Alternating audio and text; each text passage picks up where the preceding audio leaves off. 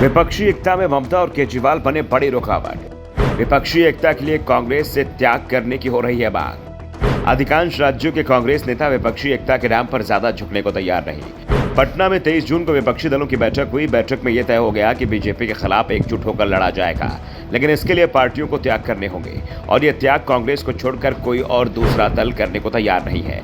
ऐसे में सवाल उठ रहे हैं, गठबंधन तो हो जाएगा लेकिन एक उम्मीदवार देने की कोशिश सफल हो पाएगी?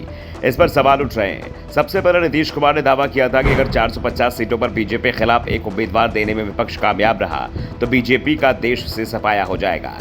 लेकिन अब हालात ये हो गए हैं कि 200 सीटों पर एकजुट होकर चुनाव लड़ना भी मुश्किल दिखाई दे रहा है और ये 200 सीटें भी उन राज्यों में हैं जहां बीजेपी और कांग्रेस के बीच सीधा मुकाबला है या फिर दो गठबंधन आपस में टकराते हैं, जिसमें एक में बीजेपी और एक में कांग्रेस होती है। सबसे बड़ी समस्या यूपी, पश्चिम बंगाल, केरल और पंजाब में दिखाई दे रही है। इन राज्यों में 155 सीट होती हैं। यूपी में अगर बीएसपी महागठबंधन में साथ नहीं आएगी तो फिर त्रिकोणीय मुकाबला हो जाएगा, जिसका फायदा बीजेपी को मिल सकता है। मायावती ने अभी तक इस तरह कोई संकेत भी नहीं दिए हैं कि वो विपक्षी गठबंधन में शामिल होने की तैयारी में है। दूसरी ओर कांग्रेस और आप के बीच जिस तरह से टकराव चल रहा है उससे पंजाब और दिल्ली में भी मुकाबला फंसता दिखाई दे रहा है, क्योंकि इन दोनों राज्यों के कांग्रेस नेताओं ने साफ कर दिया है कि अगर कांग्रेस ने आप से गठबंधन किया तो दोनों ही प्रदेश में कांग्रेस समाप्त हो जाएगी। पार्टी के नेता नया ठिकाना तलाश लेंगे। दिल्ली में तो कांग्रेस पहले से कमजोर है, लेकिन पंजाब में वो मुख्य विपक्षी दल है और विपक्षी गठबंधन के नाम पर अगर कांग्रेस ने पंजाब आपके हवाले किया तो राज्य की जमीन उसके हाथ से फिसल सकती है। लेकिन सबसे बड़ी परेशानी आ रही है पश्चिम बंगाल में। ममता बनर्जी विपक्ष की एकजुटता की तो बात कर रही हैं, लेकिन पश्चिम बंगाल में अपने किसी भी सहयोगी को सीट देने के लिए तैयार नहीं है। उन्होंने तो यहां तक साफ कर दिया है कि पश्चिम बंगाल में सीपीएम से वो किसी कीमत पर गठबंधन नहीं करेंगे। जबकि पटना की जिस बैठक में ममता बनर्जी शामिल हुई थी उसमें सीपीएम महासचिव सीताराम येचुरी भी शामिल थे और बीजेपी पश्चिम बंगाल में सीताराम येचुरी, राहुल गांधी और ममता बनर्जी का फोटो दिखाकर पहले से ही टीएमसी पर दबाव बना रही हैं।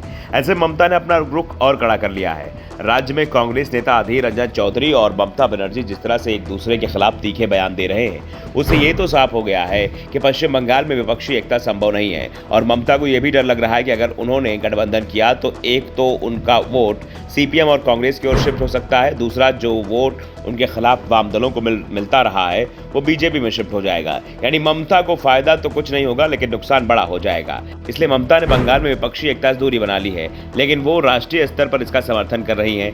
यही परेशानी केरल में दिखाई दे रही है। यहाँ पर वाम गठबंधन का कांग्रेस गठबंधन से सीधा मुकाबला होगा।